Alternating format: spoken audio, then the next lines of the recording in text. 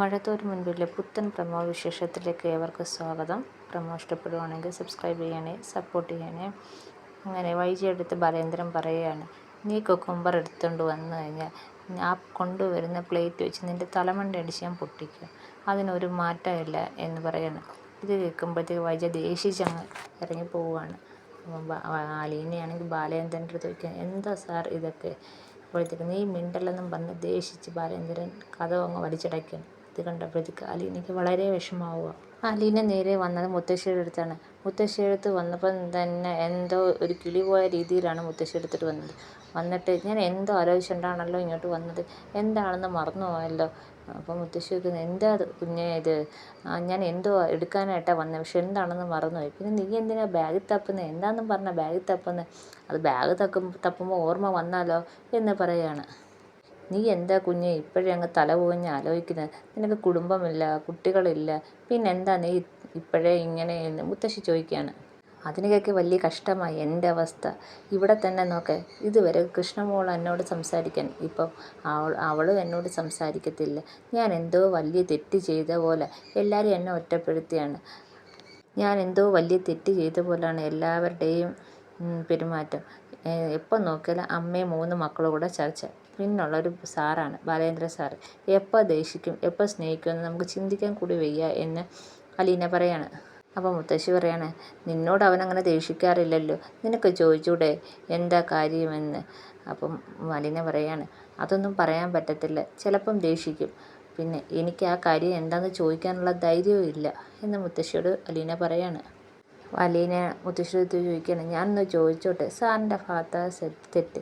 Sir ആരോടും പറയാതെ പോയി, അവിടെ 2 ദിവസം കഴിഞ്ഞ് ഇവിടെ വന്ന് കുടിച്ച് ഈ അസുഖങ്ങളെല്ലാം ഉണ്ടാക്കി, സാറാണ് എല്ലാവരോടും ദേഷ്യപ്പെടുന്നത്. ഓക്കെ, എല്ലാം ശരി തന്നെ, സാറിൻ്റെ ഭാഗത്താണ് തെറ്റ്. ഇതൊക്കെ അറിഞ്ഞ് വന്ന ഗംഗാധര സാറ് പക്ഷേ മാഡത്തിനോടാണല്ലോ ദേഷ്യപ്പെട്ടത്, മാഡത്തെയാണല്ലോ കുറ്റപ്പെടുത്തിയത്, ഒന്ന് ആശ്വസിപ്പിക്കുക പോലും ചെയ്തില്ലല്ലോ. മുത്തശ്ശി പറയാണ്, നീ കാണാത്തതായിരിക്കും, അവൻ ആശ്വസിപ്പിച്ച് കാണും. ആശ്വസിപ്പിച്ച് അത് ഞാൻ കണ്ടായിരുന്നു. നീ കാരണമാണ് ബാലേന്ദ്രൻ ഇങ്ങനെയൊക്കെ വന്നതെന്നും നല്ല പ്രായത്തിൽ കൂത്താടി നടന്നതിൻ്റെ കുഴപ്പം ഇതൊക്കെയെന്ന് പറഞ്ഞാൽ കാരണം പോക്കെ ഒരടി കിട്ടി. പക്ഷേ ഈ അടി കിട്ടിയ മാഡമാണ് എന്തിനാന്ന് അടിച്ചതെന്നോ എന്താ അങ്ങനെ പറഞ്ഞതെന്നോ ഒന്നും മാഡം ചോദിച്ചില്ല. തെറ്റ് ചെയ്യാത്ത ആൾ അങ്ങനെ എന്തായാലും നിന്ന് അടി കൊള്ളത്തില്ലെന്ന് അലീന പറയണം. അതെന്തുവാണെന്ന് മുത്തശ്ശിക്കും അറിയാം, അതിൻ്റെ കുറച്ചൊക്കെ ഉള്ളുകളികൾ എനിക്കും അറിയാമെന്ന് പറയാണ് അലീന.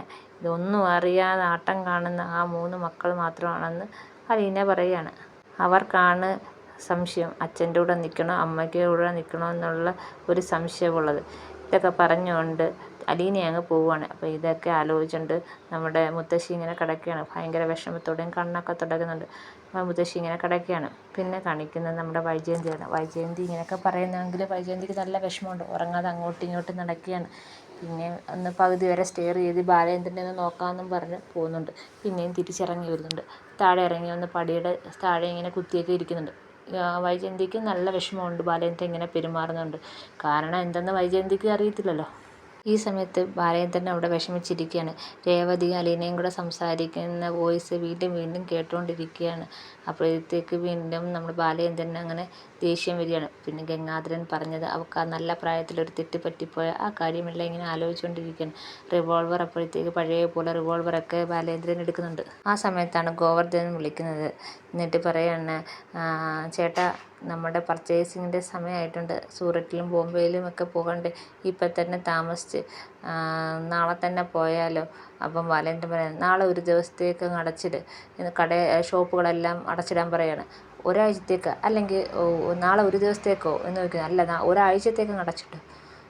അപ്പോൾ ഒരാഴ്ചത്തേക്കോ എന്നൊക്കെ ബാലേന്ദ്രൻ പറഞ്ഞു, 1 മാസത്തേക്ക് അങ്ങ് അടച്ചിട്ടോ എന്ന് പറയുന്നത്. അപ്പം ഗോവർദ്ധന് മനസ്സിലാവുകയാണ് ബാലേന്ദ്രൻ്റെ മൂഡ് അത്ര ശരിയെന്ന്. അപ്പം ഗോവർദ്ധൻ പറയാണ്, ചേട്ടൻ്റെ മൂഡ് അത്ര ശരിയല്ല, ഞാൻ നാളെ വിളിക്കാം എന്നും പറഞ്ഞ് അങ്ങ് ഫോൺ വയ്ക്കുകയാണ്. പിന്നെ കാണിക്കുന്ന മനുവാണ്. മനുവിന് ആണെങ്കിൽ ഒരു കൂട്ടുകാരനെ വിളിക്കുകയാണ്. അവിടെ ഒരു ഹോസ്പിറ്റലിൽ നേഴ്സിംഗ് അസിസ്റ്റൻ്റ് ആളെ വേണമെന്ന് പറഞ്ഞായിരുന്നല്ലോ. അപ്പം ആ കൂട്ടുകാരൻ്റെ ചേച്ചി അവിടെ ഹോസ്പിറ്റലിലുണ്ട്. അങ്ങനെ കാര്യം അന്വേഷിക്കാൻ വിളിക്കുകയാണ്. അപ്പം അവനാണെങ്കിൽ ഏതോ പാർട്ടിയിലൊക്കെ പോയിട്ട് ഫിറ്റായിട്ട് വന്ന് നടക്കുകയാണ്. അന്നേരം ചോദിക്കുകയാണ്, എന്തുവായി ആ കാര്യം എന്ന് ചോദിക്കുകയാണ്. അപ്പോൾ ബോധമില്ലാതെ അവൻ എന്തൊക്കെയോ പറയണം. അപ്പോൾ മനു പറയാണ്, നിന്നെയൊക്കെ ഒരു കാര്യം ഏൽപ്പിച്ച് എന്നെ വേണം പറയാമെന്ന് പറയണം. അപ്പോൾ കൂട്ടുകാരൻ പറയാണ്, നിനക്ക് ഇപ്പം എന്തുവാ വേണ്ടുന്നത്? നിൻ്റെ ആൻറ്റിയുടെ വീട്ടിൽ നിൽക്കുന്ന ആ സുന്ദരി പെണ്ണിനെ അവിടുന്ന് രക്ഷിക്കണം, അത്രയല്ലേ ഉള്ളൂ. അതിനൊരു കാര്യം ചെയ്യും, നീ അവളെ അങ്ങ് കെട്ട്, അതോടെ പ്രശ്നമല്ല, അങ്ങ് തീരുമല്ലോ എന്ന്. അപ്പോഴത്തേക്ക് മനു പറയണം, നിന്നോട് പറഞ്ഞ എന്നെ വേണം അടിക്കാൻ എന്ന് പറഞ്ഞ് ഫോണങ്ങ് വെക്കുകയാണ്. പക്ഷേ കൂട്ടുകാരൻ പറഞ്ഞ കാര്യം നമ്മുടെ മനുവിന് ഇഷ്ടപ്പെട്ടു. മനു ഇങ്ങനെ ചിരിച്ച് സന്തോഷത്തോടെ ഇങ്ങനെ നിൽക്കുന്ന ആലോചിക്കുന്നതാണ് കാണിക്കുന്നത്. പിന്നെ കാണിക്കുന്ന മാമച്ചനും ഗ്രേസിയമ്മയും കൂടെ സെലിൻ്റെ കാര്യം പറഞ്ഞുകൊണ്ടിരിക്കുകയാണ്. രേവതി സെലിൻ്റെ കാര്യമൊന്നും പറയുന്നില്ലല്ലോ, അന്വേഷിക്കുന്നതെന്ന് പറഞ്ഞിട്ടൊന്നും നടന്നില്ലല്ലോ എന്ന് മാമച്ചൻ പറയണം. അവൾ പറയുന്നത് അലീന വന്നതിന് ശേഷം അലീന വന്നിട്ട് പോകാം എന്നും പറഞ്ഞൊക്കെ ഇരിക്കുകയാണ്. ഇതൊക്കെ കേട്ടുകൊണ്ട് നമ്മുടെ രേവതിയാണെങ്കിൽ ചായയായിട്ട് വരികയാണ്. 4 ചായയുണ്ട്. അപ്പം ഒരു ചായ എടുത്തുകൊണ്ട് രേവതി എടുത്തപ്പം ചോദിക്കുകയാണ്, ഇതാർക്കും 4 ചായ? നിങ്ങൾക്ക് വേണ്ടുന്ന ഓരോ ചായയില്ലേ, അതെടുത്തോ എന്നും പറഞ്ഞുകൊണ്ട് രേവതി ഒരു ചായ എടുത്തുകൊണ്ടുവന്ന് പുറത്ത് ജ്യൂസ് കുട്ടിയെടുത്ത് കൊണ്ടുപോയി കൊടുക്കുവാണ്. അപ്പോഴത്തേക്ക് പുറത്ത് പോയിട്ട് വന്ന് ചായയും കൊടുത്തിട്ട് തിരിച്ച് വന്നപ്പോഴത്തേക്ക് മാമച്ചി ചോദിക്കുന്നത്, എന്തിനാണ് അവന് ചായ ഇട്ടുകൊണ്ട് കൊടുത്തത്? അതിന് അവിടെ ഔട്ട് ഹൗസിൽ തേയിലയും എല്ലാം ഉണ്ടല്ലോ, പിന്നെ എന്തിനാണ് ഇട്ട് കൊടുത്തത്? അപ്പോൾ രേവതി, പാവം ഇല്ലയോ, തന്നെ ഇടണ്ടായോ, അതുകൊണ്ടാണ് കൊടുത്തതെന്ന് പറയണം. എന്നിട്ട് പിന്നെ രേവതി ആണെങ്കിൽ അന്വേഷിക്കുന്ന കുറിച്ച് പറയും. നിങ്ങൾ സെലിൻ്റെ കാര്യം അന്വേഷിക്കുന്ന കാര്യമല്ലേ പറഞ്ഞത് എന്ന് ചോദിക്കുകയാണ്. അതെ എന്ന് പറയണം. അത് ചുമ്മാ അങ്ങ് അന്വേഷിക്കാൻ പറ്റത്തില്ല, അതിന് വേണ്ടുന്ന സമയവും സാഹചര്യവും എല്ലാം വേണം എന്ന് പറയാണ്. അപ്പോൾ മാമച്ചൻ പറയും, നീ ആരാ ഡിറ്റക്റ്റീവാന്നൊക്കെ ചോദിക്കുകയാണ്. പക്ഷെ ഞാൻ കുറച്ച് കാര്യം അന്വേഷിച്ചിട്ടുണ്ട്, സെലിൻ്റെ ആങ്ങളയുടെ ഭാര്യ ആൻസി അടുത്ത് ചോദിച്ചറിഞ്ഞിട്ടുണ്ട്. അപ്പോൾ എന്താ അറിഞ്ഞതെന്ന് അവർ ആകാംക്ഷയോട് ചോദിക്കണം. അത് സെലിൻ്റെ ഡെലിവറി കഴിഞ്ഞെന്നും കൊട്ടാരം വീട്ടുകാർ ദൂരെ മധുരയിൽ കൊണ്ടുപോയാണ് ഡെലിവറി നടത്തിയെന്നും പറയുന്നതാണ്. ഇത് കേൾക്കുമ്പോഴത്തേക്കും അമ്മച്ചന് ഗ്രേസിയമ്മയ്ക്ക് വളരെ സന്തോഷവുമാണ്.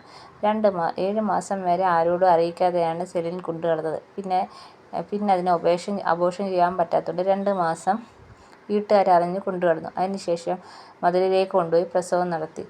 പ്രസവം കഴിഞ്ഞ് 2 മാസം കഴിഞ്ഞപ്പോഴത്തേക്ക് സെലിനും തിരിച്ചു വന്നു. അപ്പം കുഞ്ഞോ എന്ന് ഗ്രേസിയമ്മ ചോദിക്കുകയാണ്. അതറിയത്തില്ല, കുഞ്ഞിൻ്റെ കാര്യം അറിയത്തില്ല, എന്തായാലും സെലിൻ തിരിച്ചു വന്നിട്ടുണ്ട് എന്ന് പറയുകയാണ്. അപ്പോഴത്തേക്ക് ഗ്രേസിയമ്മയ്ക്ക് വിഷമമാണ്. നമ്മുടെ ജോമോൻ്റെ കുഞ്ഞെന്നും പറഞ്ഞ് ഗ്രേസിയമ്മ പറയുകയാണ്. പിന്നെ ഇനി കുഞ്ഞിൻ്റെ കാര്യങ്ങളൊക്കെ നമുക്കറിയണമെങ്കിൽ ഷെറിനെ കല്യാണം കഴിച്ച പയ്യൻ്റെ നമ്പർ വേണം. ആ നമ്പർ തപ്പിയെടുത്താലേ ഇനി മറ്റുള്ള കാര്യങ്ങൾ അറിയാൻ പറ്റൂ എന്നവർ പറയുകയാണ്. അങ്ങനെ അവർ 3 പേരും അവിടെ ഇരുന്ന് സംസാരിക്കണം. പിന്നെ കാണിക്കുന്നത് നമ്മുടെ ബാലേന്ദ്രനാണെങ്കിൽ ഫുഡ് കഴിച്ചുകൊണ്ടിരിക്കുമ്പം അലീന ഇങ്ങോട്ട് കയറി വന്നിട്ട് പറയാണ്, ആഹാ ഇന്ന് മൊത്തവും കഴിച്ചല്ലോ, ഇന്ന് ഭയങ്കര വിശപ്പായിരുന്നെന്ന് ബാലേന്ദ്രൻ പറയുകയാണ്. അങ്ങനെ ഫുഡ് കഴിച്ചിരുന്ന് കൈ കഴുകാൻ പോയപ്പോഴത്തേക്ക് അലീന മെഡിസിനൊക്കെ എടുത്ത് വെച്ചേക്കുകയാണ്. മെഡിസിൻ എന്ന് പറഞ്ഞ് കുടിക്കുകയാണ്. എന്താ ധൃതി, ഭയങ്കര ധൃതി, എന്തെങ്കിലും ജോലി ചെയ്യാൻ പോവുകയാണോ എന്ന് ചോദിക്കുകയാണ്. എനിക്ക് ജോലിയുണ്ട് എന്ന് പറയുകയാണ്. നമുക്ക് കുറച്ച് നേരം വർത്തമാനം പറഞ്ഞിരുന്നാലൊന്ന് ബാലേന്ദ്രൻ ചോദിക്കുകയാണ്. ആയിക്കോട്ടെ, നമുക്ക് സ്നേഹതീരത്തെ കുറച്ച് കഥകളൊക്കെ പറയാം, ഞാൻ അവിടെ ഇരുന്ന് കേൾക്കാം, നീ ഇരുന്ന് പറയും എന്ന് പറയുകയാണ്. ശരി, പേഷ്യൻറ്റിൻ്റെ മനസ്സ് പോലല്ലേ, ഞാനിരിക്കാം, എനിക്ക് ധൃതിയൊന്നും ഇല്ലെന്ന് പറഞ്ഞാൽ ഇനി അവിടെ ഇരിക്കുകയാണ്.